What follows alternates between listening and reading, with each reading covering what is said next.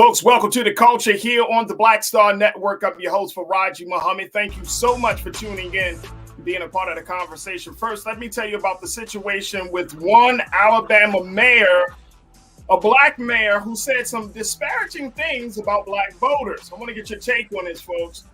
This is going to be a big story, and I want you to hear it here on The Culture. We're going to talk a little bit about it. Also, we're going to talk about American Heart Month.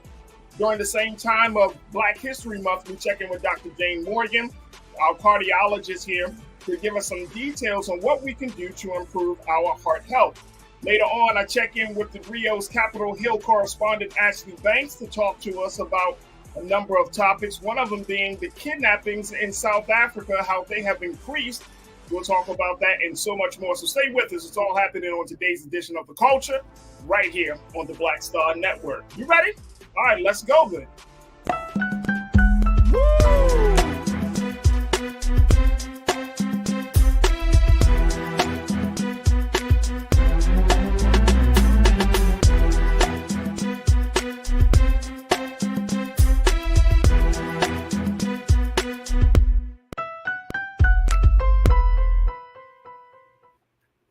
Folks, welcome to the show. Welcome to the show, and happy Tuesday, folks. Happy Tuesday, folks. If you didn't notice, we're about 1 week away till the end of Black History Month, and I have to ask this question: where did the time go?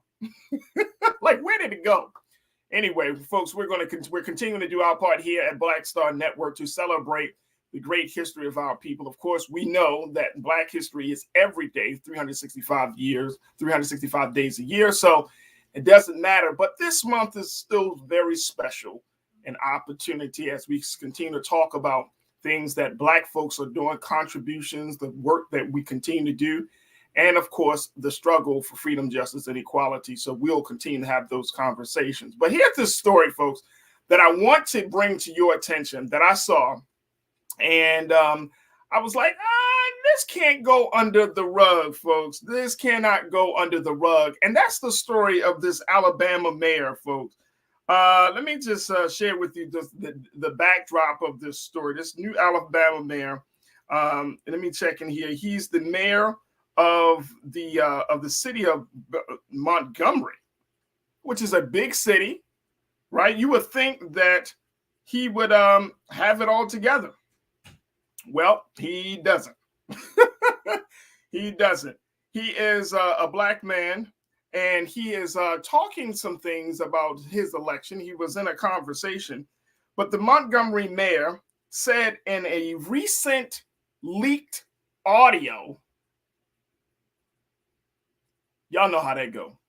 Y'all know how that go.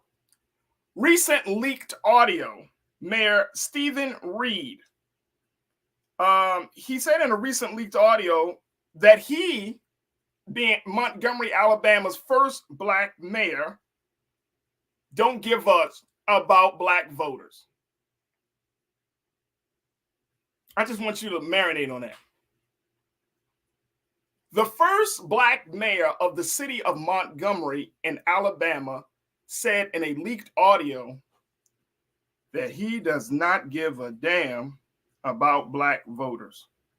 Now, per the Montgomery Advertiser, he appears to, in this audio, he appears to swipe black voters, saying their votes don't matter, saying he don't give a damn about the Maxwell Air Force Base, and the descendants of the Confederate soldiers aren't going to invest in the city.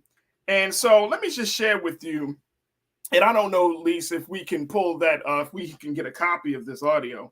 He used some expletives. Let me just say that. He did use some curse words in the midst of all of this, but I will at least show you the statement that from the call that was made about this. This is Montgomery, Alabama's mayor, Stephen Reed. And if you live in Montgomery, Alabama, you probably heard about this. Take a look at this statement.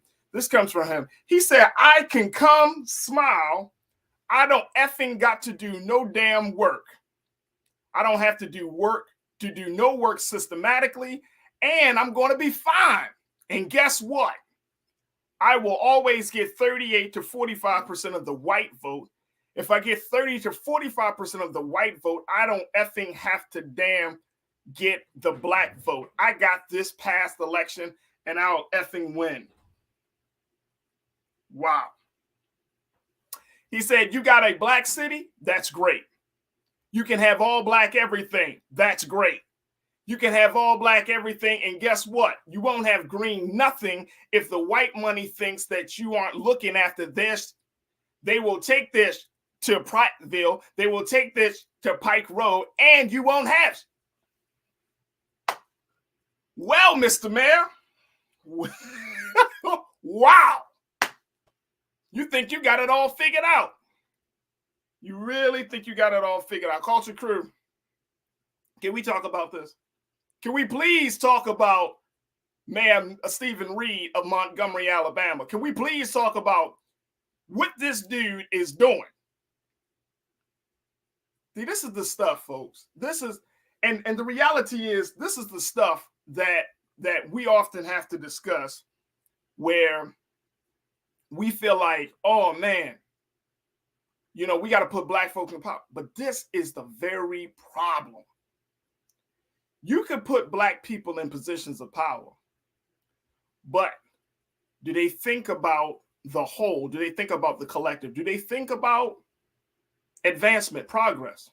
Or will they get in a seat of power and do what this man has done? And of course, he's put out a statement that came out Monday. He, in response to this, he said that I'm sorry, guys. He just said that according to his statement, he said there is an audio clip that features me speaking privately with a member of the Montgomery community. This clip has been heavily edited and features carefully selected sound bites of my voice. The conversation was recorded without my knowledge or consent by this community member almost 3 years ago. He said, during this meeting, it became abundantly clear to me that this individual sought personal financial gain during a time of crisis in our city, state, and country. You have my word that no one in my administration will ever give in to a shakedown or extortion. All right, folks, come on, crew, talk to me.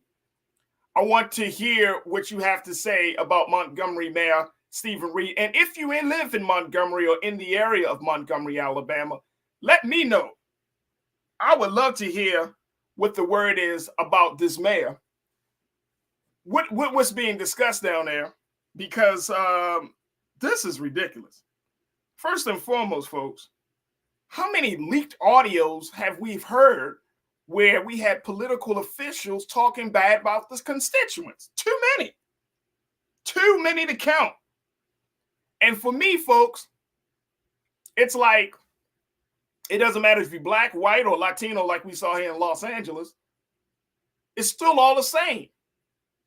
It's still white supremacy speaking. And it's so unfortunate that it comes from the mouths and the voices of those who are the oppressed by it the most. Isn't that crazy? All right, let me go to you, crew, because I want to hear what y'all got to say of this.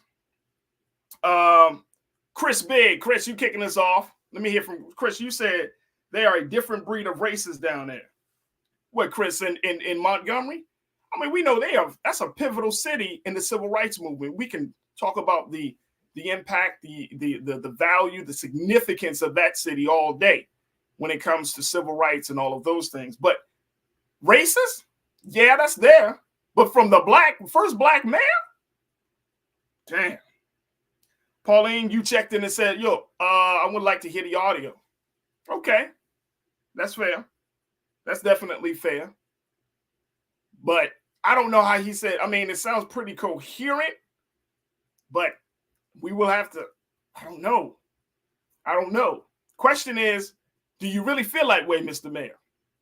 Now, of course, he's going to lie if he really feels that way. He's going to lie. McCole, you checked in and said, as the saying goes, all skin folk ain't kinfolk. Facts. And I don't know about y'all folks, but I'm at this place where I even with black political elected officials, I'm still vetting. I'm serious. I am so sick and tired of black people getting into positions of power and think they could just crap on other black people. I am so sick and tired of that. And then yet we pay your salary, right? We hoop and holler when you come around in the community events. We want to take pictures with you because we think you are a symbol of progress. But then you, behind closed doors, you were talking bad about us. I'm sick and tired of it.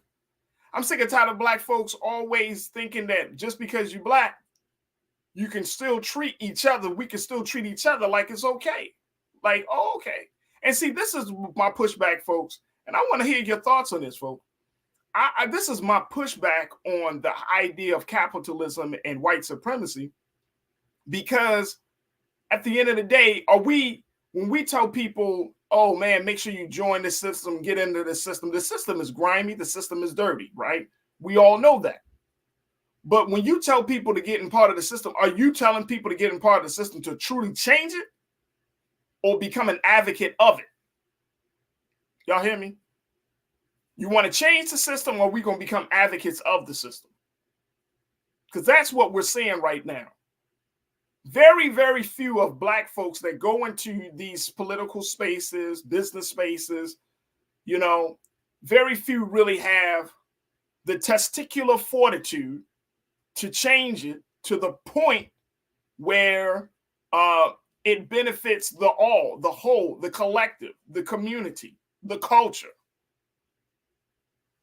All right, let me play this audio. My sister, my producer, Lise, she got it for us. Lise, you want to play this audio for us as we talk about Montgomery, Alabama Mayor Stephen Reed? Check us out, folks.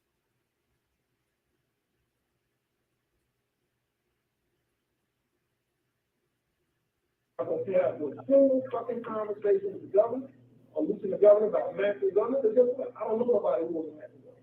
Except for people I have to meet as a mayor. I don't know nobody there.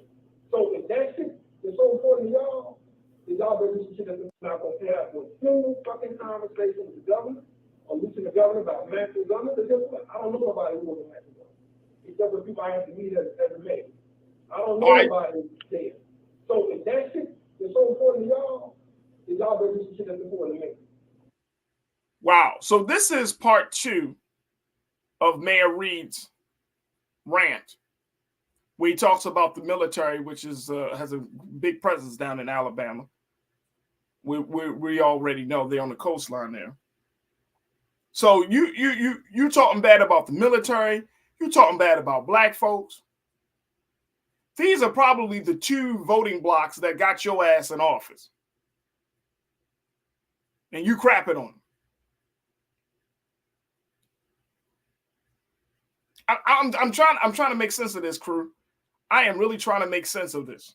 All right, let me go back to it. Lisa, let's see. Let me know if you can find the first part. We'll play that at first. Let me go back. Jay West, my man Jay West checked in. He said, you can't talk yourself out of this one. Maybe there is a way for the people of that community to do a recall. And that's the other part, right? What happens when your elected official does something like this, and then the rules don't allow you to recall that person, take them out of office, remove them from positions of power? In a lot of cities, we saw that here in LA, a lot of cities, they are not prepared. They don't have any type of rules or regulations. And Jay, I'm glad you brought this up, bro. They don't have any type of rules or regulations that if a politician does something of this extent, that it qualifies them to be automatically removed from office. They don't have that because just, of course, when they probably created the city charter, audio leaks was not considered. You think about something a little bit more egregious, right? You think about if they stole money or something more criminal, but it's not necessarily criminal to discredit people. It's not necessarily criminal to insult people, criminal in the sense of the legal sense, but it's morally and ethically wrong. And it's certainly wrong when it comes from your political leader about their constituents. So a lot of these city charters don't have any type of mandate for that. I'm seeing that. So it is interesting. if they're going to be able to do a recall, Jay. Because if they can't, can you imagine being in a place where now this, he's saying that this edited and all of that stuff. Okay, it could be, but I'm just saying in the course of now people are it's going to open the door to say, okay, do you really feel this way? And Jay, like you said, you can't talk yourself out of it. You can't be like, well, that's not my voice, or that. I mean, how much editing are you going to do to parse words together to create complete thoughts and whole sentences? Come on, man. Nobody got time for all that just to take you down. No, you took yourself down, bro. All right, look, we got to take a quick pause. When we come forward, we'll continue the conversation. I just wanted to bring you up to the speed on that situation. But when we come forward, we'll take a few more minutes to get some of your comments and so much more. Stay with us. We got a lot to talk about in today's edition of The Culture here on the Black Star Network.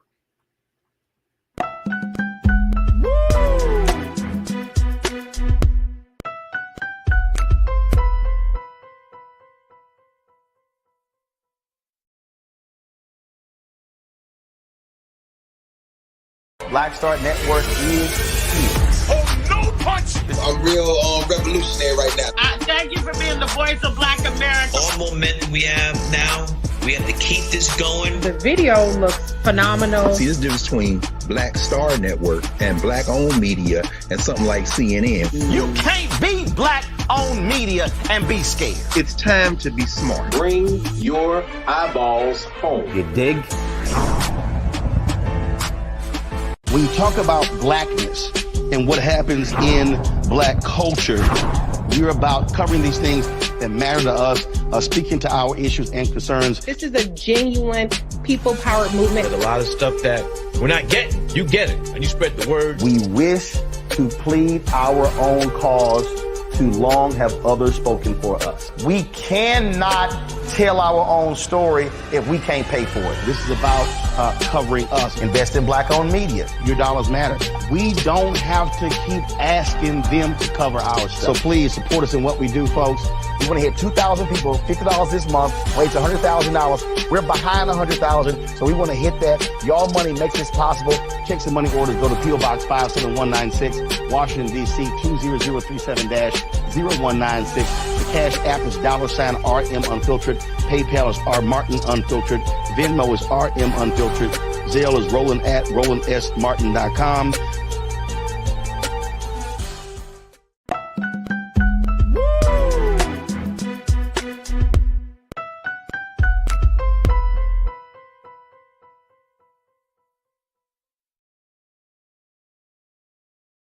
Folks, welcome back to the show. We've been talking about Montgomery, Alabama Mayor Stephen Reed, the first black mayor of the city of Montgomery, talking about a leaked audio that has come out, some leaked audio where the mayor is saying some disparaging words about black voters, basically saying he don't give a F about black voters. Even though I'm sure many black voters came out to vote his black ass in. He still don't care. Now, this is according to leaked audio. Now, the mayor has responded to this leaked audio last night when he put out a statement saying that the audio was heavily edited and that his words were taken out of context. Of course. Of course. I want to get this very quickly. I want to and Lisa, you got the first part. I want to share with you very quickly some of the things that the mayor said about black voters. And y'all tell me if it's edited. Take a listen.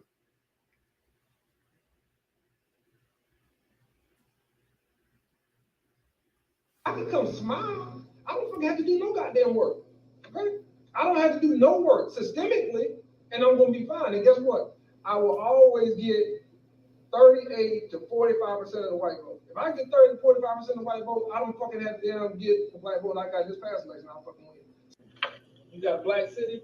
That's great. You can have all black everything. And guess what? You won't have green nothing. The white money thinks that you are looking after their shit. They will take their shit to Prattville. They will take their shit to Pike Road, and you won't have shit.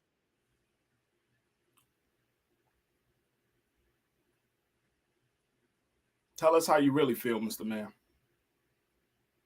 So in an age where we already have a high distrust of government in this country, black, white, all folks, all citizens of this country, we already have a high distrust. In an age where black folks are fighting to be at the table, to be well represented, to have voices in spaces where we don't normally have.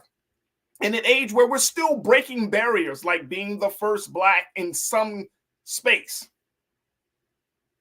This guy decides to use his platform to crap on black voters who probably put his ass in. Now, he said it was heavily edited. Y'all, what y'all think? Okay. My brother Damon, you said, again, you said what you said. You ain't getting away with this one. Nope, he ain't getting away. Come on, Damon. Come on, brother. Hey, Damon, check this out, brother. They're probably going to have some pastor, some preacher to stand with him as he's trying to weasel his way out of this one. Some preacher that's going to come to his defense. Come on, man. Come on. It's going to be some black preacher. Come on, man. Let's keep this thing real. See, the problem is not just about white people. We always tend to think it's just white people. But we got to deal with the other internal problem, which is when there's poor leadership. And when there's poor leadership, what will happen? When there's poor black leadership, the implications of that. Sometimes that is even more damaging than poor white leadership. Because of our already dysfunctional relationship with poor white leadership, we kind of expect it. But when you put black people into office and then black people in office crap on you, that does something to your psyche as a black constituent, as a black citizen. All right, let me get a couple more guests, then we're going to have to shift gears here. But let me hear from my sister, Corinna. You say black voters in Montgomery must put an end to his ungrateful black ass. Ding bong. That's how I feel, Corinna. That's how I feel. I have no crocodile tears for you, bro. Have none.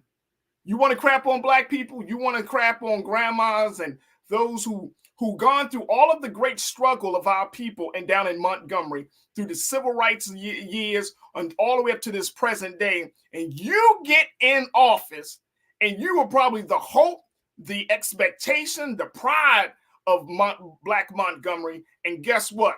This is what you do. No crocodile tears. Chris Big, you said, and that doesn't meet the impeachment requirements. The only option is getting him to resign. I mean, yeah, he's going to have to. Absolutely. Absolutely. And this is going to be deep. McCole, you checked in and said, that it is not about character, color. It is about character. Absolutely. It is all about character. And as a people, that's the thing that we need to focus on. As a people, we don't need to keep talking black, without talking being black and having character, without talking being black and being loyal. We're not talking to those things. So look, I'm gonna end the conversation right here. We're gonna take a quick pause.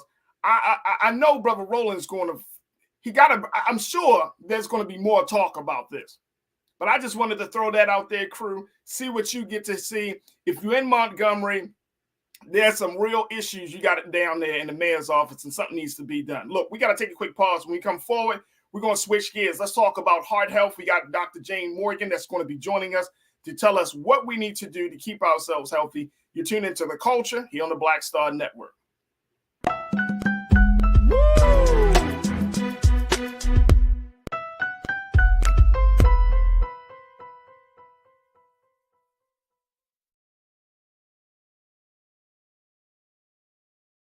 Hatred on the streets, a horrific scene, a white nationalist rally that descended into deadly violence.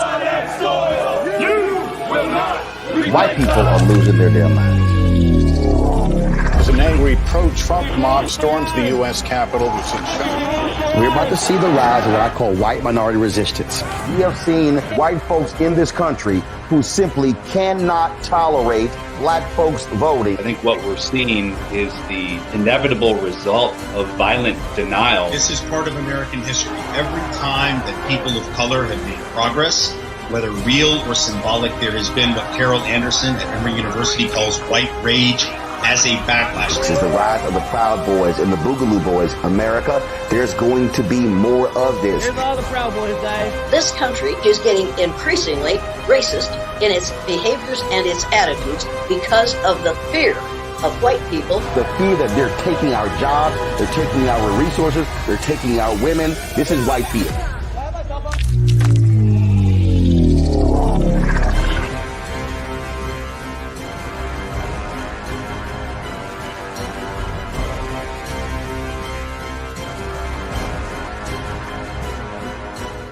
Black Star Network is here. Oh, no punch! I'm real revolutionary right now. Thank you for being the voice of Black America. All momentum we have now, we have to keep this going. The video looks phenomenal. See, there's a difference between Black Star Network and black-owned media and something like CNN. You can't be black-owned media and be scared. It's time to be smart. Bring your eyeballs home. You dig?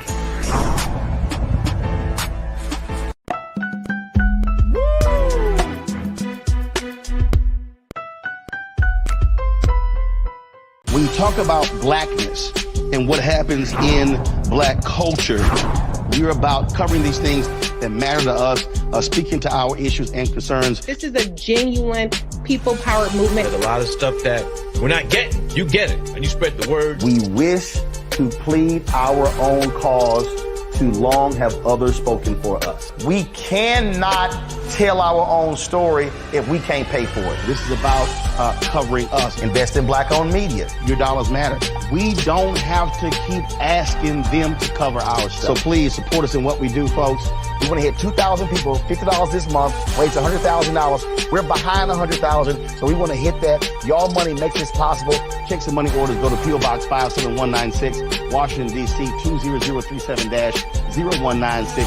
The Cash App is $RM Unfiltered. PayPal is R Martin Unfiltered. Venmo is RM Unfiltered. Zelle is roland@rolandsmartin.com. Hatred on the streets, a horrific scene, a white nationalist rally that descended into deadly violence. White people are losing their damn minds. An angry pro-Trump mob storms the U.S. Capitol. We're about to see the rise of what I call white minority resistance. We have seen white folks in this country who simply cannot tolerate black folks voting. I think what we're seeing is the inevitable result of violent denial. This is part of American history. Every time that people of color have made progress, whether real or symbolic, there has been what Carol Anderson at Emory University calls white rage as a backlash. This is the rise of the Proud Boys and the Boogaloo Boys. America, there's going to be more of this. Here's all the Proud Boys, guys. This country is getting increasingly racist in its behaviors and its attitudes because of the fear of white people. The fear that they're taking our jobs, they're taking our resources, they're taking our women. This is white fear.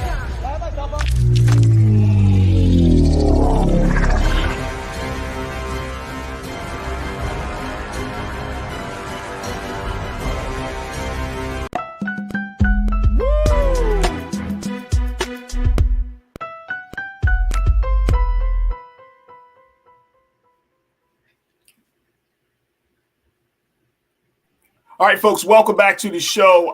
Let's switch gears a little bit and talk about American Heart Month, which is actually this month during Black History Month. And it's an appropriate month to have the conversation about the state and condition of our heart health, because we find, according to a new CDC report, that even though heart disease has declined over the years, especially given what's happened with COVID, guess what, folks?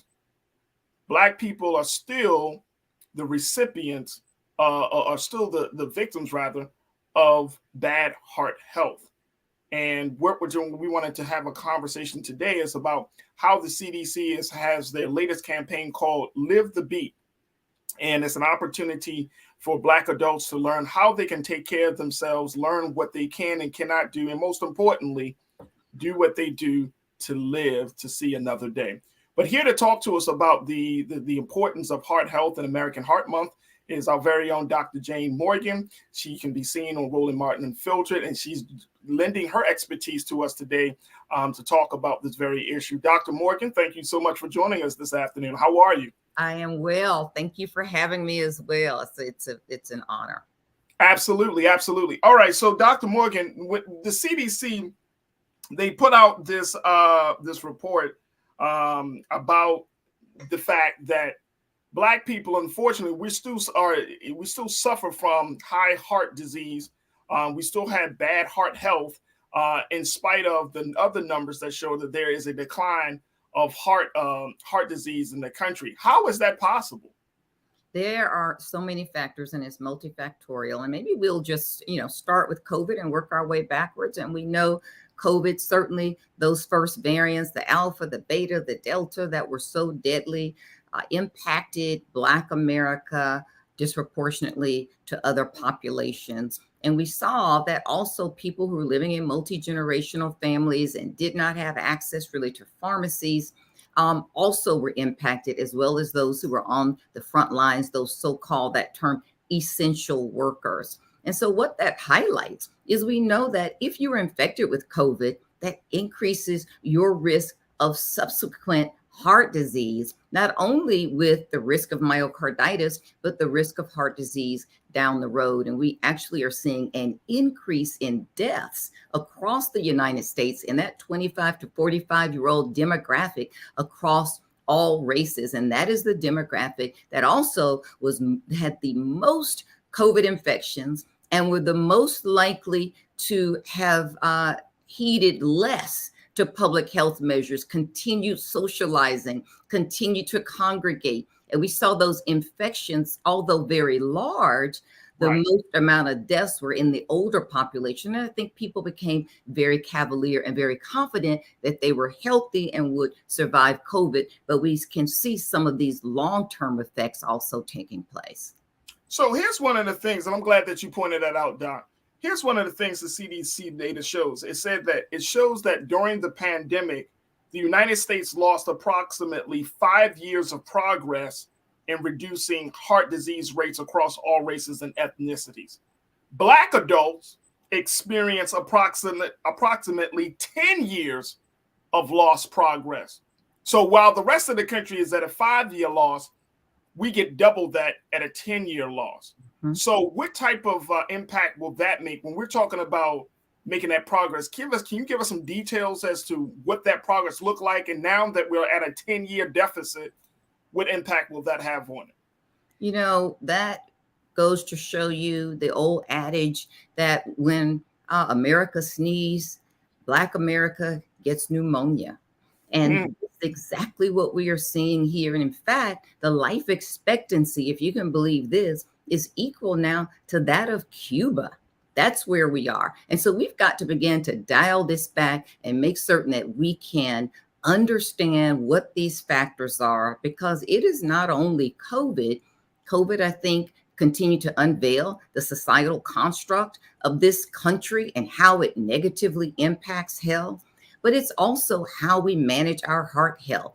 Do we understand that pregnancy is really the first stress test? And are our doctors telling women that specifically, such that if you have complications of pregnancy like preeclampsia, eclampsia, or even high blood pressure or diabetes, then you have a twofold higher increase of heart disease later in your life. And so after your baby is born, you must be referred to a cardiologist. Black women are less likely to get that information and less likely to move forward with that needed cardiac care. And we see that in multiple areas of medicine as we move forward. We've got to begin to dial this back and understand where we as physicians can also make certain that we have that impact. Is it the fact that is it harder to talk to Black folks about heart health in this country? I mean, I would think it would be pretty much easier for us to kind of get the message, Doc. And here's why. One is that I know that a lot of Black folks understand our diets have changed. Like what we used to eat 20 years ago, we can't eat now. Whether you stop eating pork, whether you're gluten-free, whether you're vegan or vegetarian, whether you're pescatarian. Some of us are raw food, we eat raw foods at times. We go on intermittent fasting. I mean, we're doing all of these things to try to improve our diet. We're exercising more. I see more Black men and women in the gym now. We're running. We're getting involved. We're staying, we're staying active. But it still seems like, is this one of those situations where it's more psychological that leads to, this type of impact on the body? Because it can't just be the physical body, but help us to make that connection. So it's a number of things. And let's talk about diet. Certainly, many people have moved to be pescatarians and vegans and vegetarians, but many have not. And actually, what we see is that people tend to eat more processed foods, foods that are faster, these foods that contain trans fats. And we now know, and although this may not be well known in the public, that a diet that's high in trans fats increases your risk not only of cardiovascular disease, but of death, more so than perhaps any other risk factor. And when we talk about trans fats, we're talking about things like donuts. You've got to begin to cakes, baked goods. Are we consuming more of those fast, ready to eat, processed foods that are already packaged and available? And the answer is yes. Why? Because they're quick, they're available, our lives are busy. But also when we think about fast food, because it is accessible and it is affordable, it is expensive to eat a healthy diet. Fruits and vegetables are expensive. Yep. Yes, food is cheap. And so sometimes this is just a matter of practicality. How am I going to survive to tomorrow or to the next day? What foods are accessible to me such that if I eat today, I also have enough money to eat tomorrow? And that is the sad fact in America. It's the cheap, processed, highly foods that highly contain trans fat and other unhealthy byproducts are also readily available in fruits and vegetables, and fresh fish and those types of foods are expensive and not as accessible. Talk to us also, Doc, and before we take our next pause, but give us some insight in terms of, making those visits to the doctor's office. And I know that there's this myth that Black folks, and particularly Black men, don't like to visit doctors. I don't know a lot of Black men like that, because all the brothers I'm around, they ask me if I've been to the doctor lately, So I don't know where that came from, but how important is that? Considering that we're in this place with heart health, should we just go once or twice a year? Should we kind of go on a quarterly basis? Farajii, I like your friends, but you are in an unusual group, and it's not just right. I know, Doc. I know. That's a good group of friends you have there, but it's not just Black men. It's men in general. Men in general don't see the doctor. They tend to do better if they're married because their wives tend to push them more. But men in general don't see the doctor. This kind of, let's tough it out. There's nothing wrong with me. And so sometimes you see disease progress, and we pick it up a little bit later in men. What we also need to think about for women is that symptoms of heart disease can be different than those of men. It may not be this dramatic chest pain, chest pressure, loss of consciousness, dizziness. It may simply be you feel fatigued, or you feel run down, common complaint of a woman, or that you have jaw pain that actually may send you to the dentist instead of to the emergency room. And these symptoms can be subtle, and therefore by the time that they're caught, they can actually be more fatal in women. In fact, the first heart attack of a woman is actually more fatal than that of a man. And we think that symptoms are subtle. And of course, we see this even more so in Black women. And so we've got to be able to deal with what happens in pregnancy. What happens during menopause? We know that Black women suffer more menopausal symptoms, and it also increases your risk of heart disease as that estrogen level decreases. Are you having discussions with your physician about hormone replacement therapy in menopause? White women are having those conversations. Are Black women having those conversations for cardio protection, but also for protection against cancer? This is all information. People on social media need to follow people for medical information who've got medical and scientific backgrounds, as opposed to following whatever. You're following someone for their rock formations or their cooking shows, but then expecting to get medical information there as well. Make certain that you understand what you need for your health and to move forward, because cardiology is all encompassing, including the teeth. Keeping your teeth clean increases your risk of heart disease. If you have gingivitis, your risk of heart disease is greatly increased. And you would know if you have gingivitis. Your gums maybe bleed. Maybe you have bad breath. Maybe you have a loose tooth. Maybe you have swollen gums. If you have gingivitis, absolutely see your dentist. And then make certain that you have a dental appointment that you're maintaining twice a year for maintenance, because all of the bacteria from gingivitis gets into your blood and can seed those valves of your heart. And you could end up having heart surgery just because you're not taking care of your teeth. This is information that Black people need to have. No doubt, no doubt. Dr. Morgan, we're going to take another quick pause. When we come forward, folks, we're going to continue the conversation.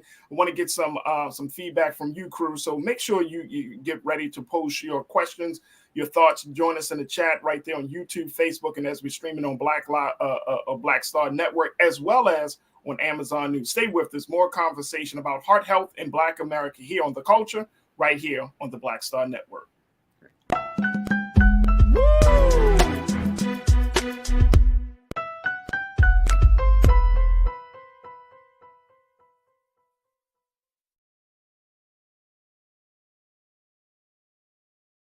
Pull up a chair, take your seat. The Black Tape with me, Dr. Greg Carr, here on the Black Star Network. Every week, we'll take a deeper dive into the world we're living in. Join the conversation only on the Black Star Network. Black Star Network is here. Oh, no punch! I'm real revolutionary right now. Thank you for being the voice of Black America. All momentum we have now, we have to keep this going. The video looks phenomenal. See, there's a difference between Black Star Network and Black-owned media and something like CNN. You can't be Black-owned media and be scared. It's time to be smart. Bring your eyeballs home. You dig?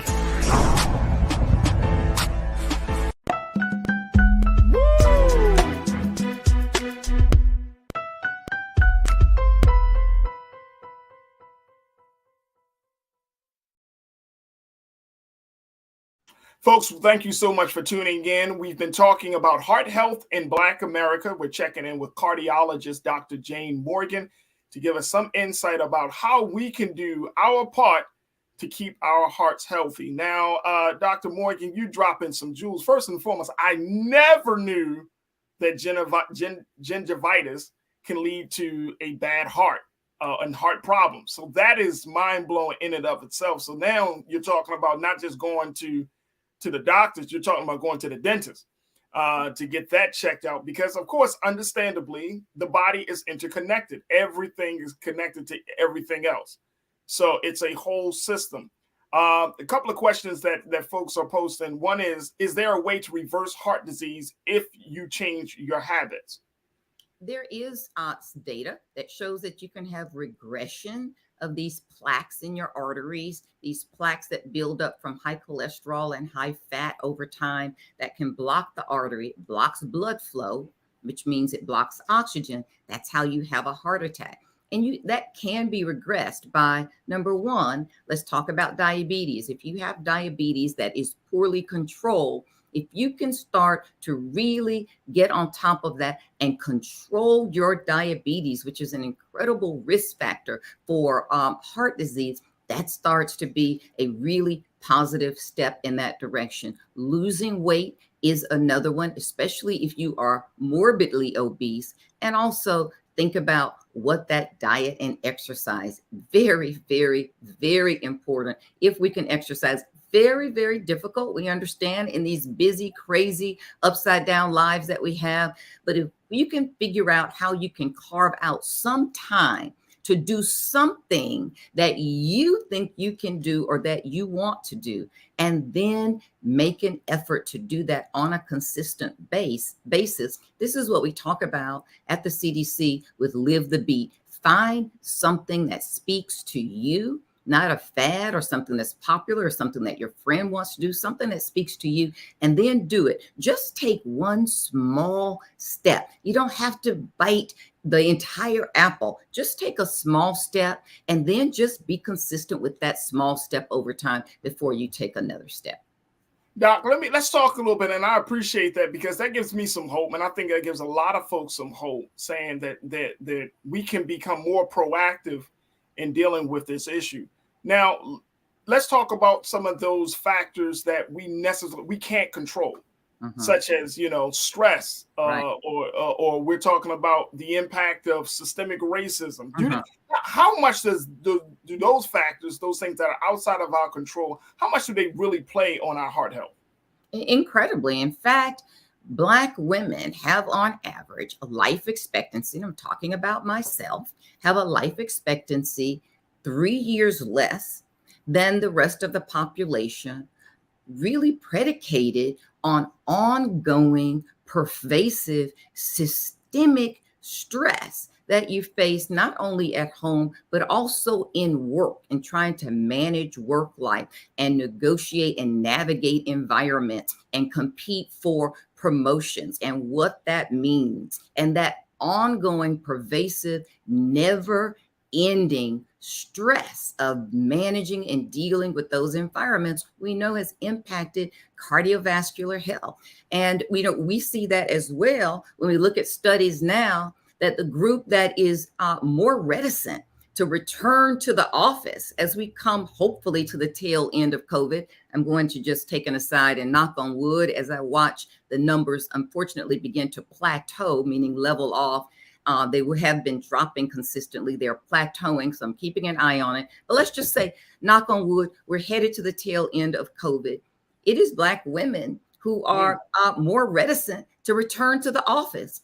It's been more comfortable to be at home. And I mean, not because you're in your pajamas and you're in Nike house shoes. I mean, because you haven't had to deal with the constant microaggressions that occur at work that you're managing and navigating and negotiating every single day. Black women have found it less stressful, maybe less Black, to be at home than to be in the office. And so absolutely we see that. So do we push back against that, Dr. Morgan? Do we, I mean, and I'm saying in the spaces that we exist, right? Whether it's outside of the home, work, in the church or in our faith institutions, like any space that we find ourselves in, do we push for what? Because there's always this, the conversations like this can go a couple of different ways. One way is that, oh, well, the government and political officials need to do A, B, and C. And then you say, oh, well, the people just don't care about their health. I mean, we are hit, and I know you know this, but just to state it, that we're hit with so many different things in the course of a day, in the course of a week, right? And just in terms of our lives, that it's becoming more and harder to try to figure out, okay, let me take time for myself. Let me make sure I'm eating the right way. Let me do things like that. And it sounds crazy, but that's just the way life has become. That's the culture of how we're living right now. So I'm wondering, like, how do we break out of that vicious cycle? How do we break out of it? I'll give you a great example because I'm a part of this vicious cycle. My son is a national correspondent for CNN. And 2 or 3 years ago, during the George Floyd protests, he was arrested on national television while I was watching. His name is Omar. That was your son? Omar Jimenez. Yes, is my son. Oh, wow. Oh, yeah. He used to work in Baltimore. Absolutely. Yes, it was at WBAL TV. Yes. I saw that. Okay. So imagine I'm his mother. We don't have to imagine it because I am his mother. But imagine all the Black mothers in the world. This is the thing that we fear, that you live with constantly. And he is arrested. I'm watching him on live television, ask why he's being arrested. He's being handcuffed, and then he's led off the screen. And I don't know what has happened to him. So I won't go through everything that happened in the course of that day with myself and my family. But here's what I will say after that incredibly traumatic situation that I was managing as a Black mother. The very next day, I'm at work and still giving presentations, and no one's asking me how I'm doing, whether I'm falling apart. I'm expected to perform. It's of no consequence to the work environment. And that is the situation that we find ourselves in all of the time, regardless of the crises that we are constantly navigating. At work, we still have to move forward as if we are not in a crisis. No other culture has to do that. And that's what we have to manage. And I give myself as an example because I am guilty of that. That's what happened to me. And the very next day, it was work as usual as far as my peers were concerned. Although that's not what was happening really in my life and what was really happening mentally and emotionally with me at that time. Dr. Morgan, I can only, and I'm sorry, I didn't mean to like respond the way I did because I could only imagine how traumatic that could have been. It was traumatic to watch. It was like, what is happening? Exactly. So I could only imagine in you know, well, I guess my bigger question is, would you say that you were able to kind of recover from that moment, from the trauma of that moment, or is that something that you're still like a work in progress? I mean, I know that you gained something and learned something about yourself, and your family has learned something about that, you know, coming out of that moment. Could you share that with us? Sure. I gained something, but I lost something as well. And I would say that is something you never recover from. And the thing that Omar said to me after he was finally released, and he gave me a phone call, because if you can imagine, I had called CNN and I had made a lot of phone calls to as many influential friends as I could. I didn't know if I needed to go out there because what is on my mind? What is on my mind is my son going to survive this? Right. Yep. And it's not a matter of getting to the prison. Can he survive police transportation to even make it to jail? That's the issue. When you go into that black zone, that black hole of the arrest that every Black mother understands, can you even make it to the prison? That's the situation. So no, you are forever changed. And after Omar talked with me, I saw him back on the air, and someone asked him, you know, talk with your mother, what did she say? And I don't even remember saying this, but he said, I said to him, I thought I was going to be another Black mother with a statistic of her son being brutalized in police custody. He said, that's what I said to him. So, you know, this is the reality of what we live in every single day. That's just background. That's just how our day starts, with all of these things that we have to manage in navigating what it means to be an African American, right? You are African without a culture and American without a country. And so we have to manage this every single day. I want us to marinate on that one, Dr. Morgan. You are African without a culture and American without a country. Wow. We got a few moments left. That's gonna be the thought of the day, Doc. I have to say that. That's gonna be the thought of the day for me. We got a couple of moments left. What do we do now that we know about the seriousness of heart health in America and Black America? We know that these things exist. What are some of the things that we do moving forward? I know the CDC had their kickoff event. They're going to be having the kickoff event on February 25th. Mm-hmm. So what do we do? How do we get into a better space? And I would love, we can keep talking about these things, and I would love to have you back on and you can kind of give updates. So it's not about that. Mm-hmm. But I mean, seriously, like what people can walk away, what little nugget of empowerment can you share for our listeners and watchers? Okay, little nuggets. Take care of your teeth. That's something people don't generally think about. Try to do one thing, just one thing. It doesn't have to be a big thing. Pick one thing that is healthy for your heart that you can do. Maybe you will, and I'm being very simple, just walk to the mailbox every day. That's where you start. Maybe you're going to incorporate more vegetables on your plate so that maybe your meat is not the main course, but it becomes a guest and your vegetables are the main course. Start with something that then you can continue to work on that one thing. Don't pick 10 things. It's too overwhelming. Just pick one thing and then work on that one thing. It's really, really, really easy to develop bad habits.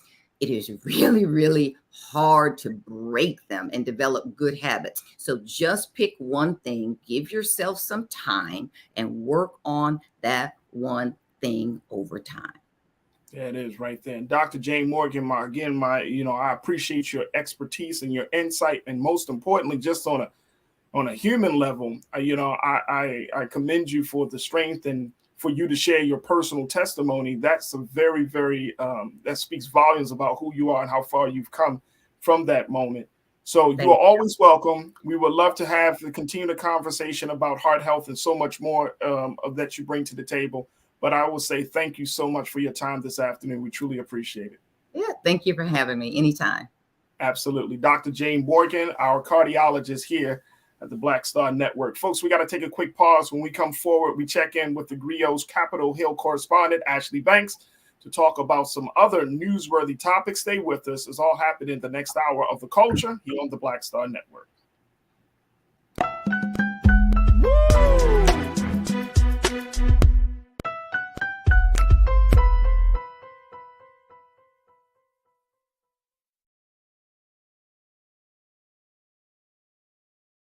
I'm Deborah Owens, America's Wealth Coach, and my new show, Get Wealthy, focuses on the things that your financial advisor and bank isn't telling you, but you absolutely need to know. So watch Get Wealthy on the Black Star Network.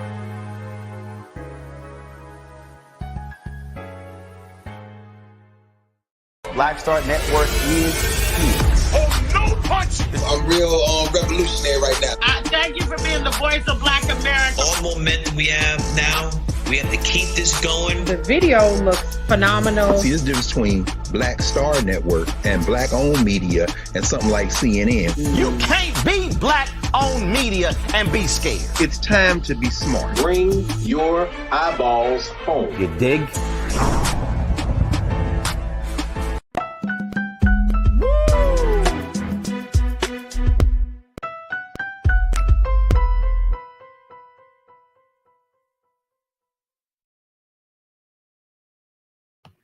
Folks, welcome back to the second hour of The Culture here on the Black Star Network. Great conversation that we had with Dr. Jane Morgan, cardiologist. Got me thinking a lot. But folks, these are the conversations that we are having. And that's why it's important for you to continue to support us here at Black Star Network. Just wanted to take a moment to just let you know that your support means everything to us. So make sure you do your due diligence and go to blackstarnetwork.com, where you can continue to support us financially, share the content, let folks know that we are rocking and rolling here in this digital space. But most importantly, that we need you to support us, folks. Make sure you download the app, Black Star Network, on all of your devices. And also follow us on our social media at Black Star Network on IG and Twitter. And you can follow me, yours truly, Farajii Muhammad, on Instagram at The Real Farajii, as well as on Twitter at Farajii. And we would love to connect with you. All right, folks, we want to switch gears. We wanted to have a chat with the Grio's Capitol Hill correspondent, Ashley Banks, to talk to us about a couple of stories that have that you may not have heard of. The first one is this situation coming out of South Africa, there is a very, very major concern about the number of kidnappings that are happening. And we're looking at this situation and keeping our eyes on it. So we wanted to bring Ashley into let's bring Ashley into the frame. Ashley, first and foremost, good afternoon. How you feeling? Good afternoon. I'm doing pretty good. How about yourself, Farajii? I'm all right. Let's look at what's happening with these. You did a report around South Africa kidnappings for ransom increase at an alarming rate. First and foremost, why is this story, popping up on this side of the waters? Why is it significant for us to talk about it from your vantage point? Yeah, as you know, Farajii, Black Americans, when we travel, a lot of us like to travel to places where we can see people that look like ourselves. Right. South Africa is a very popular destination for Black Americans. And so this story caught my attention a couple months back because I wanted to bring awareness to what's going on. I want Black Americans to know essentially what they could be getting themselves into when they travel. You and I, Farajii, have spoken. I love traveling the world as a solo traveler. So, and I tell you all the time, Ashley, just stop doing that. I love it. It's one of the best feelings in the world. And so if I can help someone else who wants to travel and who wants to get out there, then as a journalist, that's what I'm going to do. And so I saw that the kidnappings for ransom in South Africa in 2022 literally doubled the rate they were in 2021, which is completely insane. And so I was able to catch up with an activist in South Africa who basically just spoke to the issues and the types of people that are being kidnapped for ransom. Obviously, some of the people living in South Africa who are South Africans are dealing with this crisis, but also foreigners, people traveling like you and I, Farajii, could be dealing with the crisis, or people who are expats, foreigners who are now living in the country for one reason or another. And so the activist was letting me know that he knows the police force in South Africa right now has created a task force to combat this issue. But the reason why we may be seeing an uptick in these numbers is because people are not speaking. People are not sharing the information with officers if they know who is doing these kidnappings. Or, if a family member of theirs was kidnapped, they're not going to law enforcement to communicate this information. And the activist Yusuf, he told me that he believes people are afraid. They believe they are afraid that the gangs who are engaging in these kidnappings could retaliate against them. So for these families who, let's say, happen to pay the ransom in order to get their family members back, they believe, hey, I paid the ransom already. What's the point of me going to the cops? And there's a chance that I could see more danger, more harm to my family. So if I can avoid that, then I'm not going to go to the cops. But Yusuf is saying that this is a major issue because the communities in which these are happening, people know who these players are. They know who these gang members are that are participating in these activities. But because law enforcement is not being informed, it's a bit harder to crack down on this issue. It is a bit harder. And I'm glad that you kind of shared that with us because I wanted our watchers to understand the implications of this, right? Because it's getting warmer.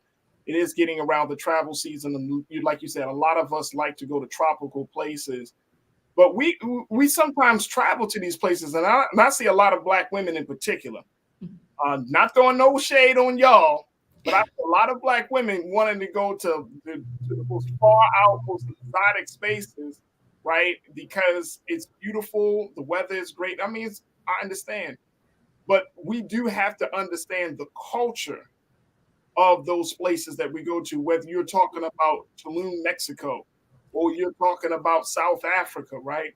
Like the culture, and more importantly, the relationship that the United States of America has with some of these places. And even though these are U.S. territories, these are poor U.S. territories. And so I've heard so many stories actually of tourists, and not just Black women, just, tourists in general, who go to these exotic places, these beautiful places, and they think that, hey, I'm here. They're going to treat me like a queen. They're going to treat me like a king. and they get violated. They become victims of everything from robbery to sexual abuse and violence. I mean, it just runs the gamut. So should there be some real conversation about understanding the cultures, the spaces that you go to? Like, should we take some real time to kind of like educate ourselves about what's happening in those places before we just jump on a plane and go? Yeah, for sure. And I'm just going to say, when I pick a place to travel, I first go to the State Department website, and they have travel advisories letting me know what level of risk you should take when you're traveling to a country. And so right now, South Africa is under level 2, and it's for some of the reasons I stated: the kidnappings, robberies are out of control, assaults can be out of control. Farajii, we know, for instance, the U.S. is not the safest place either for people to be. I just want to put that out there. Right. But for the most part, those of us who are living in, we'll say, urban communities, like I'm living in Baltimore City, I work in Washington, D.C., I kind of know my surroundings. It's a little different than going to a foreign country where you may not speak the language and you definitely don't really know the culture. So it's very important that people do their research before they go somewhere. Like you stated before, there are so many beautiful places, so many exotic places that men and women love to travel to, but not every place is the place for you. I have known friends and family who travel places and they do get robbed. I've read stories of people actually being kidnapped in different places and living to tell their story.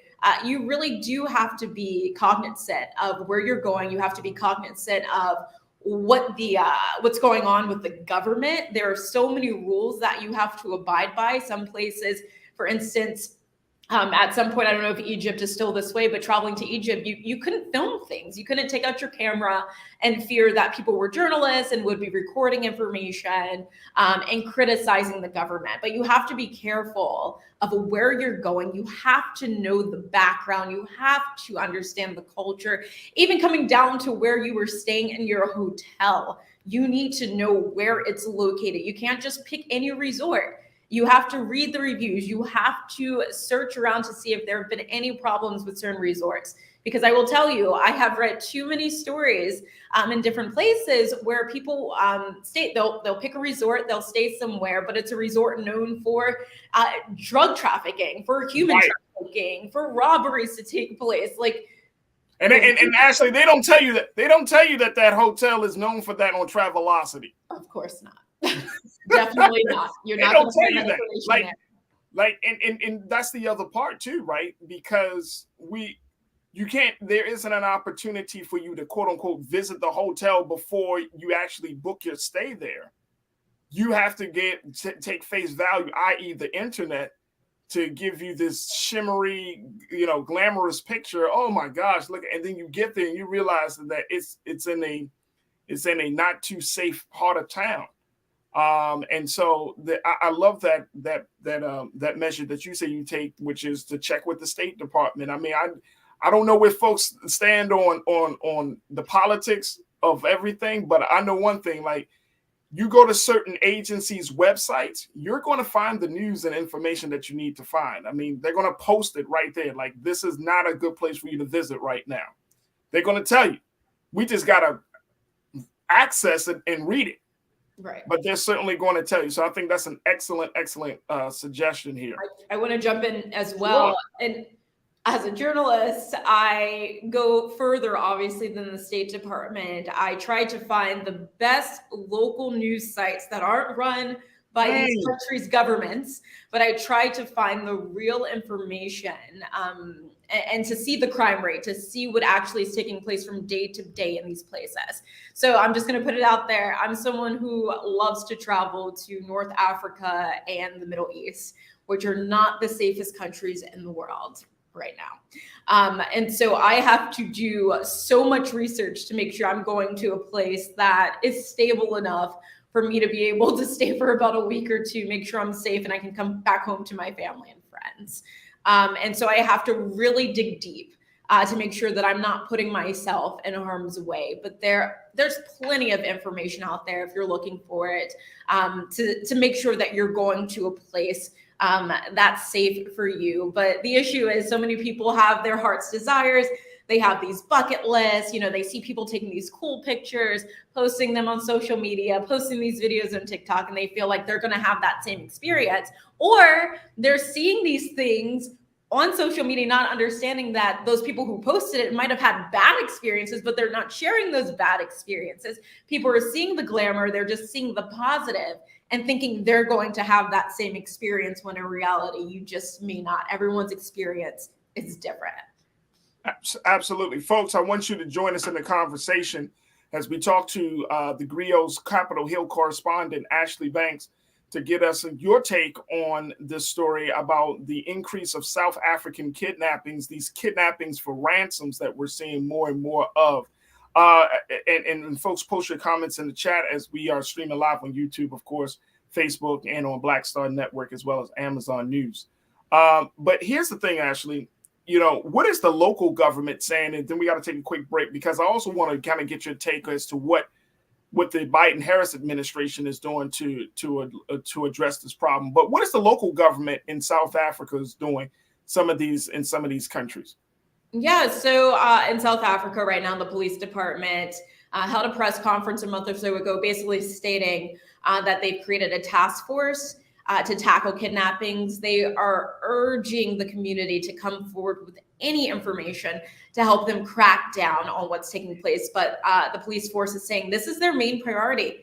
We need to stop this, obviously, because if you're hearing about an increase in kidnappings around the world, in South Africa, if people around the world are getting this information, they're not going to help. Tourism is a big thing in a lot of countries, and it's going to hurt their bottom line if people are not traveling to South Africa. So the police department is doing all that it can, or at least it's saying it's doing all that it can to crack down on these kidnappings. Absolutely. Look, we got to take a quick pause. When we come forward, we'll continue our conversation with Ashley Banks. We're going to continue our conversation with you as we talk about this issue. Again, folks, I would love to hear what you got to say. So post your comments, and we'll try to get to as many of your thoughts as possible. Stay with us. It's The Culture here on the Black Star Network.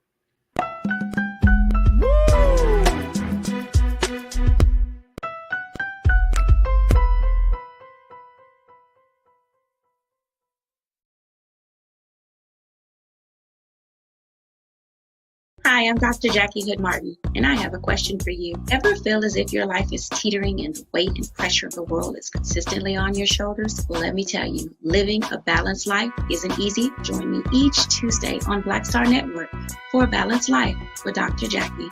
We'll laugh together, cry together, pull ourselves together, and cheer each other on. So join me for new shows each Tuesday on Black Star Network, A Balanced Life with Dr. Jackie.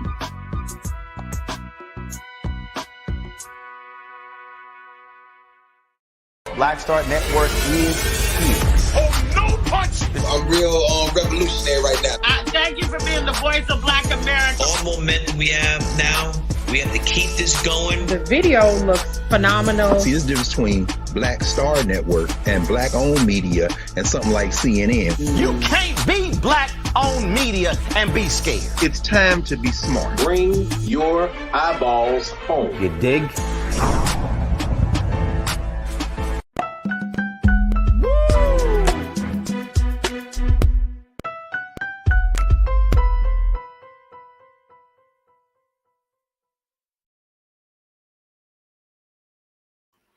Folks, welcome back. We have been talking about this recent rash of South African kidnappings for ransom situations that have been happening in the southern part of the continent. And we've been checking in with the Grio's Capitol Hill correspondent, Ashley Banks, to kind of give us some details around, what's happening and, more importantly, what is going to be done to address this issue. And folks, I would love to hear what you got to say. So crew, post your comments in the chat.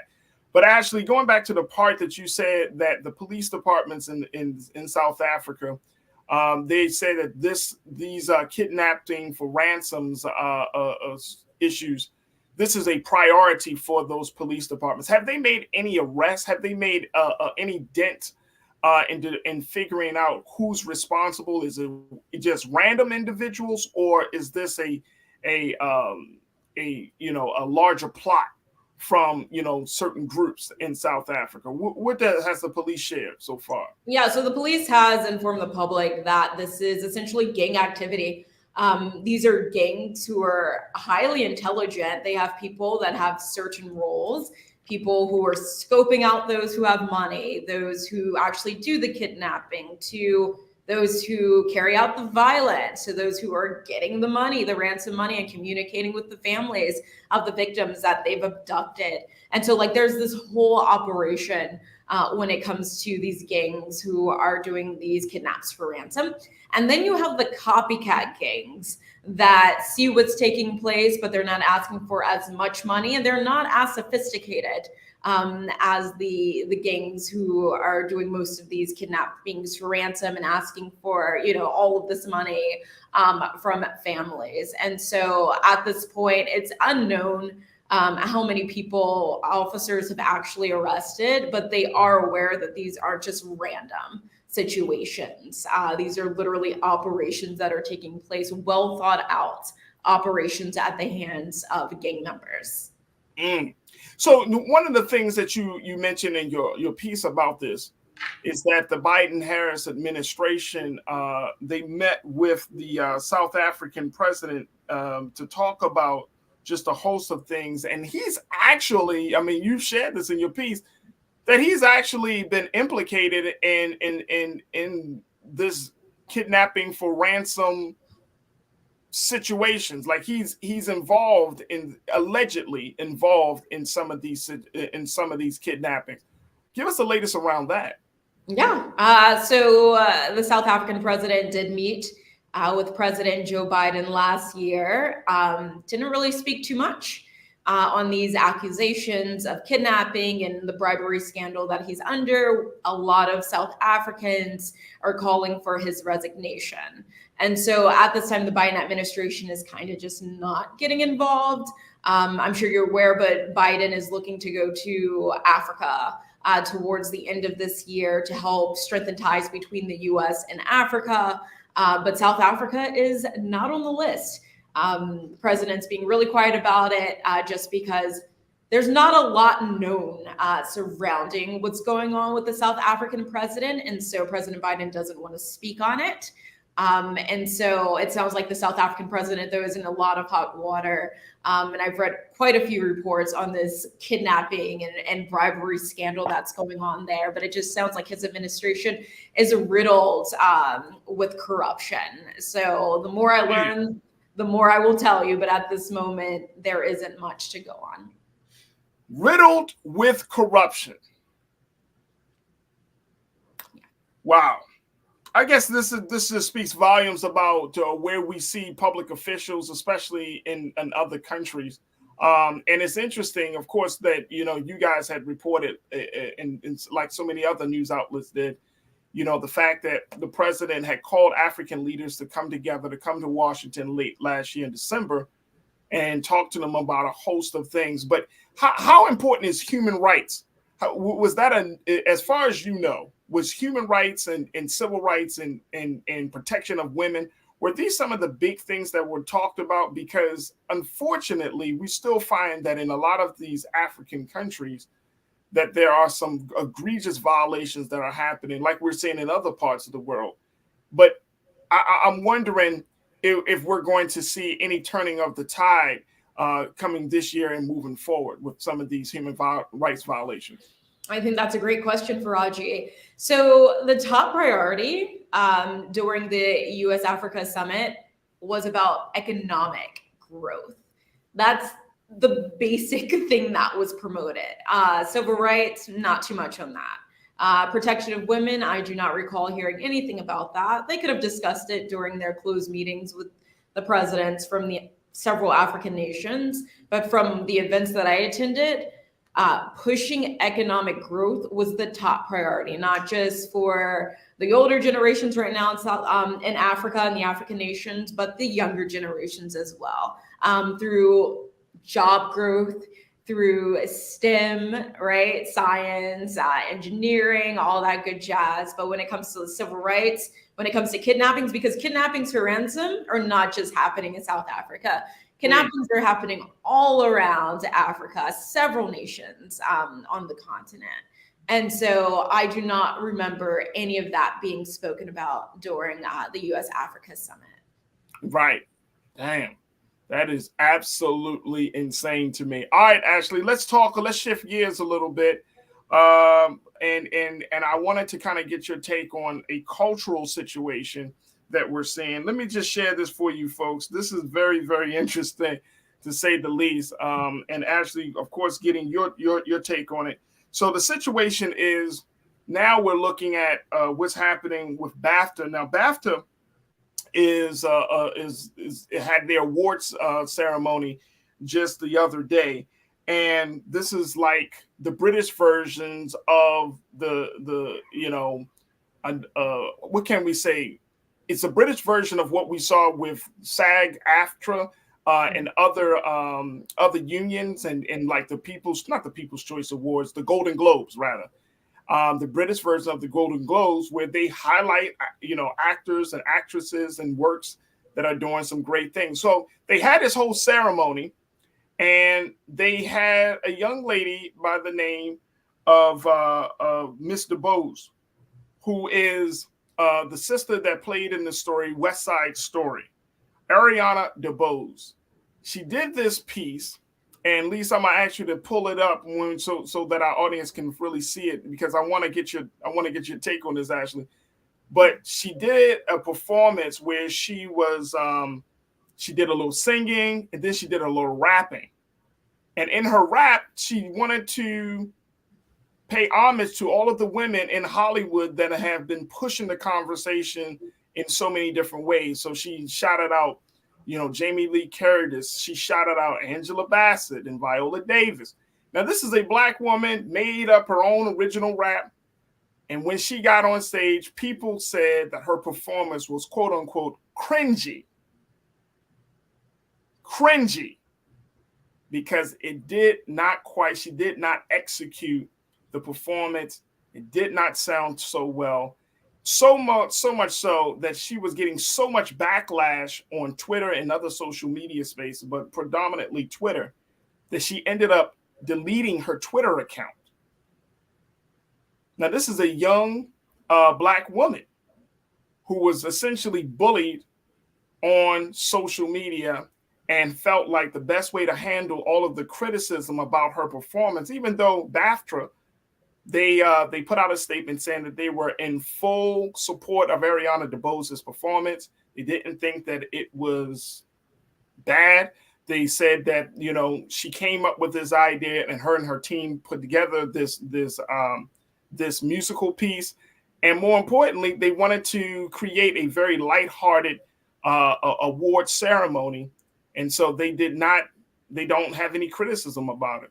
But the backlash, forcing her to delete Twitter, causing her to feel some sort of shame, is absolutely crazy, Ashley. And I want to kind of get your take on this, because this is, like I said, it's a Black woman. She's being shamed for a performance. She gets off of Twitter. But then there's also, of course, the race element as well, because she's in a space that predominantly traditionally has not always appreciated the contributions of Black women. Now, I'm talking about Britain. So let's talk about this bullying piece at first. What do you take from this when we see this type of cultural demonstration forcing people to kind of like go back into a space and all of that? Let me get this. Before I get your response, I want to play this clip that we got of the performance. This is Ariana DeBose as she performs her piece, paying homage to sisters in Hollywood. Take a look. In the room, supporting and leading, all here I presume. Hong Chow, Dolly D, Carrie and Carrie with the C. Dame Emma, I'm so fond. Anna girl, you were great and blonde. Danielle D, you broke my heart. Michelle, I've loved you from the start. Angela Bassett did the thing. Viola Davis, my woman king. Blanche Kate, you're a genius. And Jamie Lee, you are all of us. Upper lady.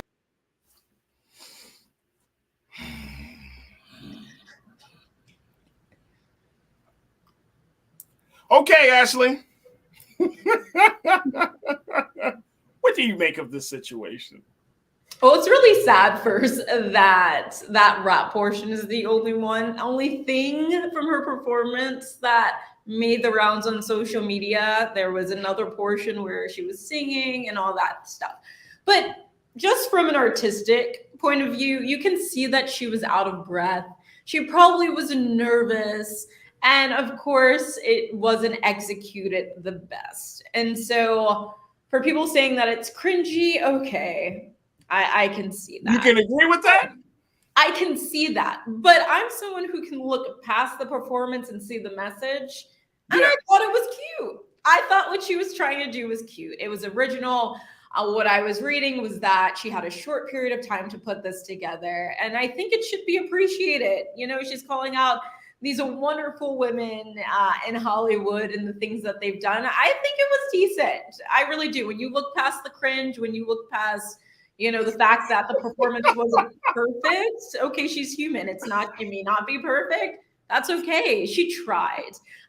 But you say, wait a minute, hold on, Ashley. You said when you look past the cringe, when you look past this, when you look. But what I'm saying is, I appreciate her efforts. Okay, I got you. I appreciate her efforts. I understand why some people are critiquing it, and they can critique whatever. Yeah. But I think people are critiquing it for the wrong reason. So as you stated, this is a British award show. And so the producer who allowed this whole thing to go down was stating that people are used to the traditional British performance. And so they're very stiff.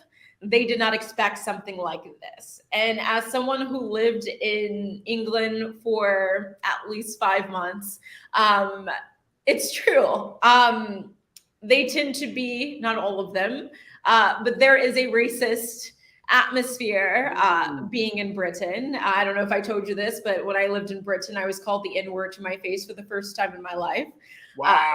I was shocked, but shouldn't have been, knowing the history of the UK. And but anyway, for people to come out and critique her and the way that they are, it's just like, did you not hear the content? Did you not hear what is actually happening? Her purpose for reciting this song and reciting this rap was just, like you said, to pay homage to these women in Hollywood. And if you didn't like it, move along. You don't have to comment. You don't have to bully her online. She is a person with feelings, and this is her original work. You don't like it, move along. It's really not that hard to do.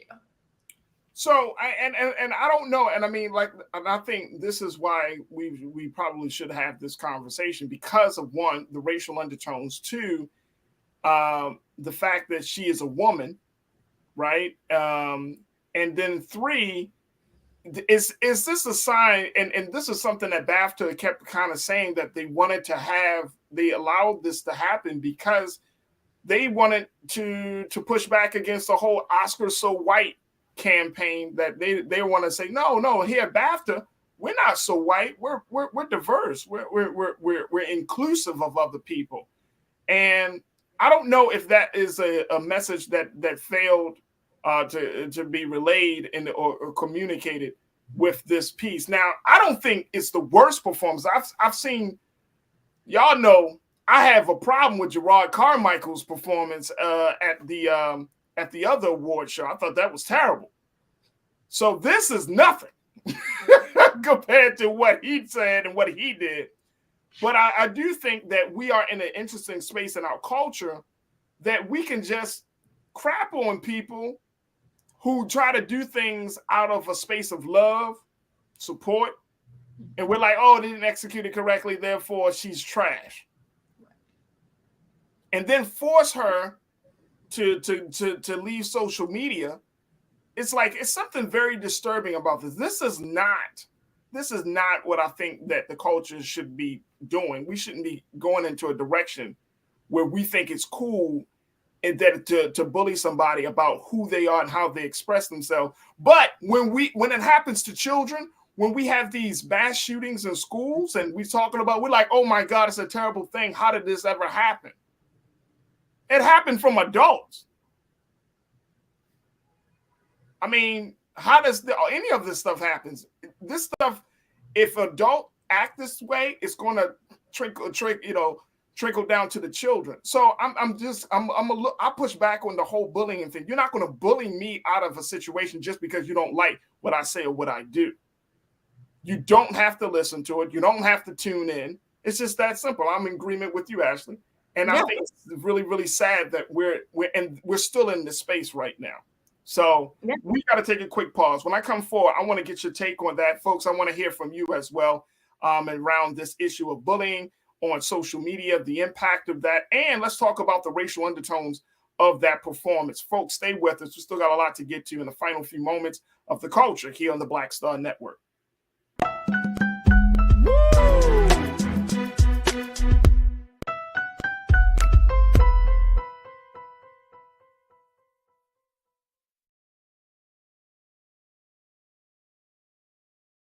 When you talk about blackness and what happens in black culture, we're about covering these things that matter to us, speaking to our issues and concerns. This is a genuine people-powered movement. There's a lot of stuff that we're not getting. You get it, and you spread the word. We wish to plead our own cause.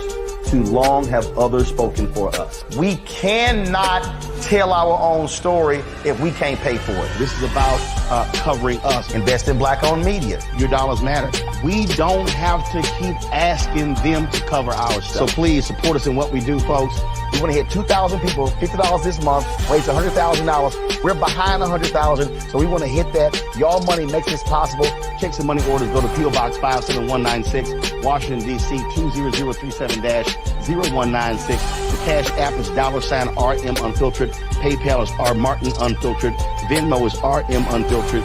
Zelle is Roland at RolandSMartin.com. Black Star Network is here. Oh, no punch! I'm real revolutionary right now. Thank you for being the voice of Black America. All momentum we have now, we have to keep this going. The video looks phenomenal. See, there's a difference between Black Star Network and black-owned media and something like CNN. You can't be black-owned media and be scared. It's time to be smart. Bring your eyeballs home. You dig? Hatred on the streets, a horrific scene, a white nationalist rally that descended into deadly violence. White people are losing their damn minds. As an angry pro-Trump mob storms the U.S. Capitol, we're about to see the rise of what I call white minority resistance. We have seen white folks in this country who simply cannot tolerate black folks voting. I think what we're seeing is the inevitable result of violent denial. This is part of American history. Every time that people of color have made progress, whether real or symbolic, there has been what Carol Anderson at Emory University calls white rage as a backlash. This is the rise of the Proud Boys and the Boogaloo Boys. America, there's going to be more of this. Here's all the Proud Boys, guys. This country is getting increasingly racist in its behaviors and its attitudes because of the fear of white people. The fear that they're taking our jobs, they're taking our resources, they're taking our women. This is white fear.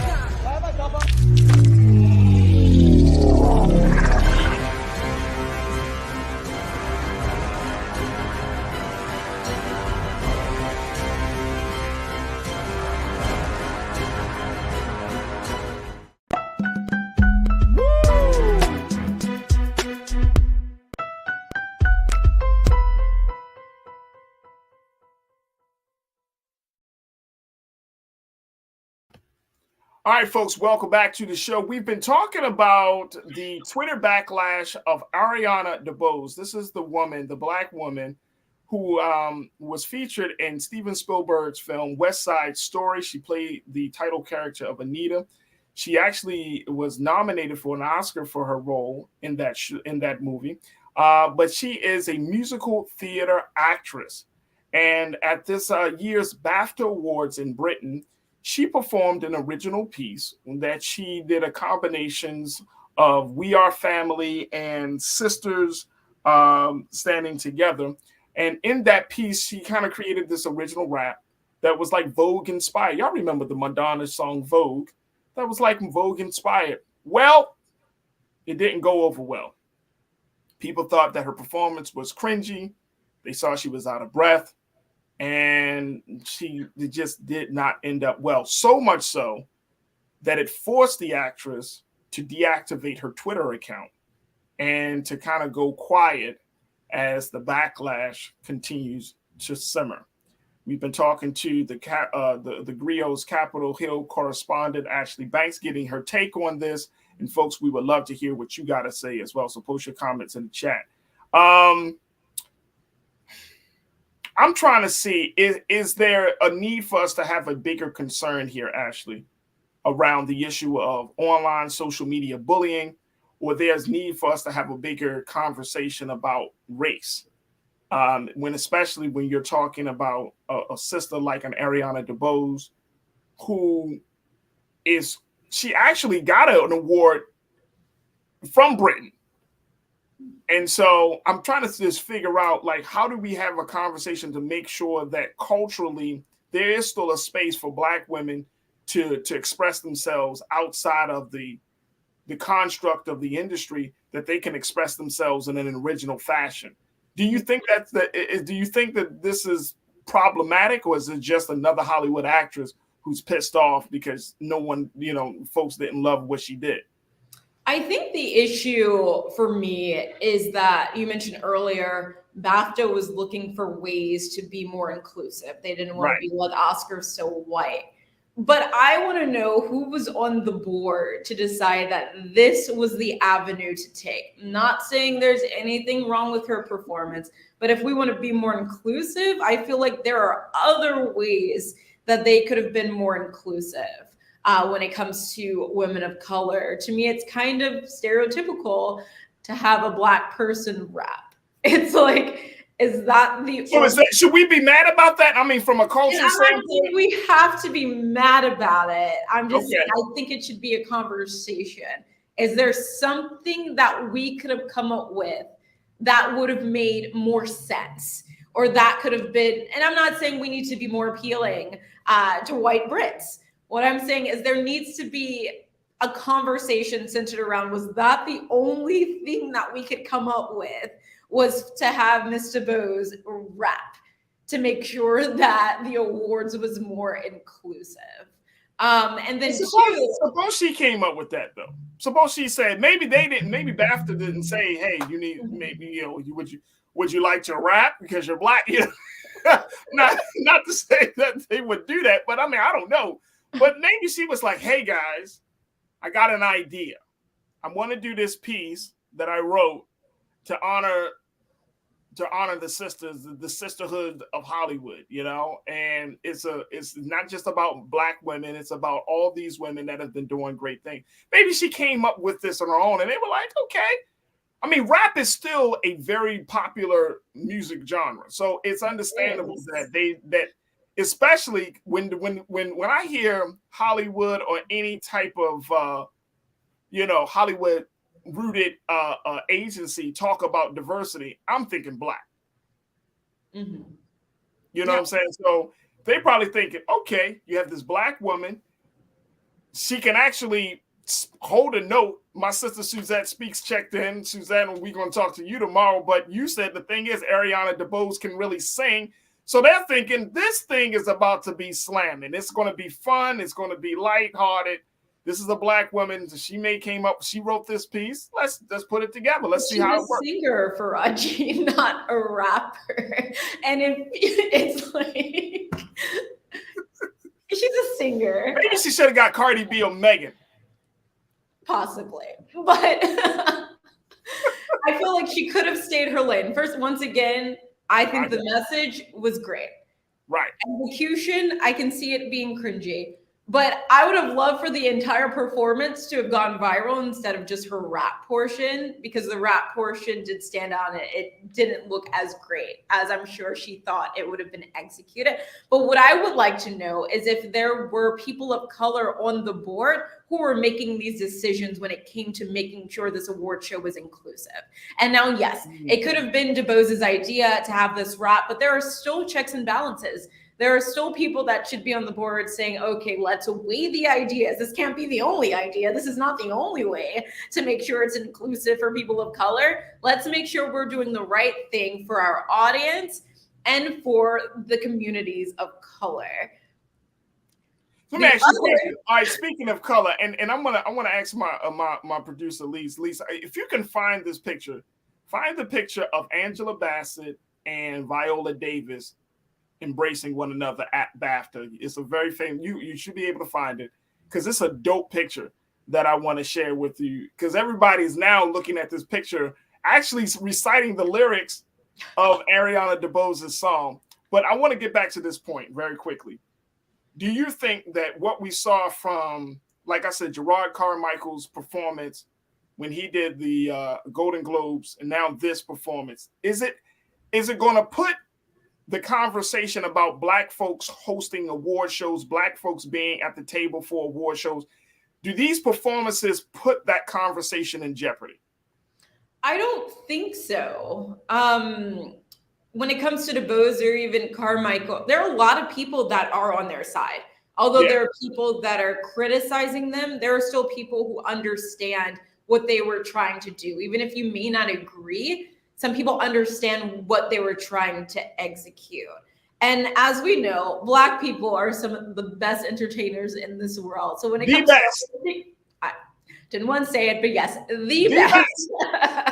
And so you know how to entertain now. We definitely know how to entertain. We know how to do that. So when it comes to hosting these award shows, these people on these boards know that it's best to have us. Who are they going to have, hosting these shows? They know that in order to get Black people to watch their shows, they have to have us represented. That's the only way we're going to tune into these shows now, because we have those hashtags, Oscars so white, different shows that we know are not picking Black nominations for these different awards. So a lot of us aren't tuning in. It's like, what's the point?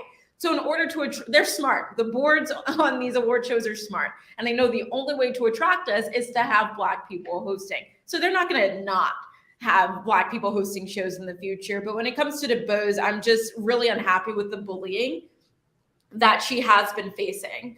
It reminds me a lot of what happened to Leslie Jones when she did Ghostbusters, and how people in this country were just so racist and just talking about her looks and just tweeting the most asinine things about her, to the point where she felt the need, in order to protect her mental health, was to deactivate her Twitter account. And it's just so unfortunate. We all do not perform in the same way as everyone else. We do not all look the same. We all have a different perspective of how things should go or whatever, but it's not fair for someone to be attacked because of their looks, or even to be attacked because their execution may not have been perfect. It's the message that matters in this case. It shouldn't matter about her execution. And so it's just unfortunate that she did deactivate her account. It's not said that she deactivated her account because of the backlash she was getting. I believe we can infer that's yeah, but no, some reports are saying that though, Ashley. They're saying because she just got so much hate. Yeah. It's not fair. And I get it. People, I don't know if anybody in our crew has experienced something like this, right? But could you imagine you did something, like if I did something on this platform and said something really, really outlandish, or did something, or treated a guest a certain way, and next thing you know, you're the talker, your name goes viral for the wrong reason. And I mean, thousands of people. I remember during the Freddie Gray moment in Baltimore, I did I did an interview with CNN, and that went viral, right? But it was for the good reason, but it just went viral. And even that day, I remember my phone just kept bouncing, and I was like, I had to turn it off. I went to the movies that day. I called out. I called out of work because it was just so much. So I can only imagine, and that was for a good reason. That was for people like, oh my gosh, I saw your interview. That was awesome. Yeah. I can only imagine for it being not a good reason. Here you are, an award-winning actress. You've been doing this for years, and then people are calling your performance cringy. And then they get, not only are they just talking about your performance, they might even get into the space of, you are Black, and it's like, whoo, that is hard to swallow. That's a very, very hard, and it's just a very hard pill to swallow to deal with that. So yeah, I don't know. Like, my heart goes out to her. And Lisa, I don't know if we can grab the pictures. I think it's a dope picture. There's this viral moment of Viola Davis and Angela Bassett look like they're sharing a moment and they're embracing her. But if you can't find it, it's fine. But folks, I'm saying it's beautiful. It's a beautiful picture. But more importantly, we have to make sure that as the culture, we support Black women. There is our Blackness is on display at all times, whether you're talking about in Washington, D.C. or Hollywood, California. Our Blackness is always up for debate. And that's the thing about it. That now we're at this point, and it might be a good point, it might not be a good point, that when there's somebody from our community does something and it goes well, it's a reflection of us.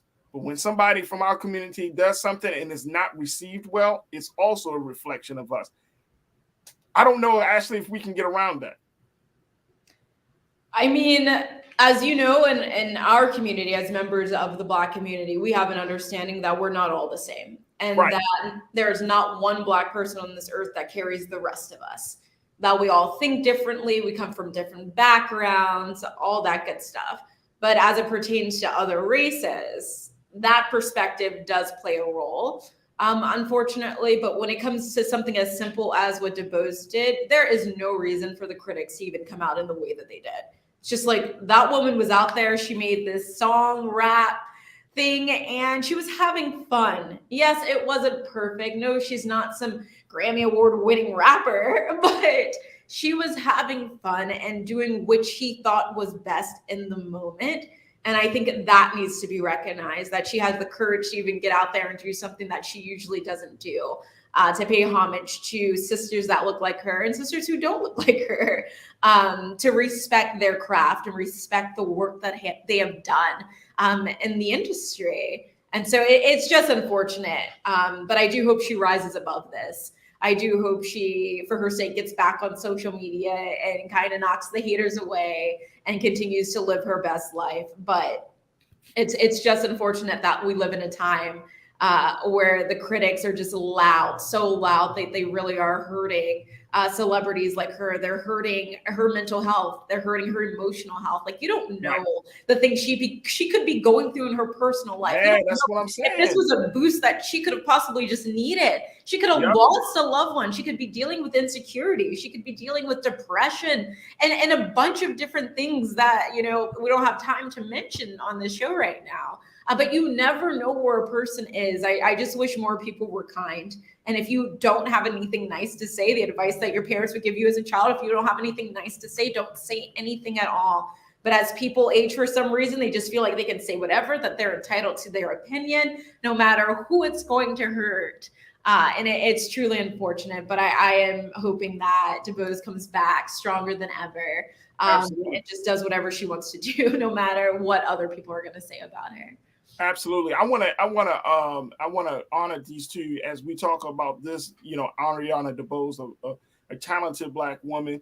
I wanted to show this picture because in spite of the viral moment of this, she did say some very true things in that little rap.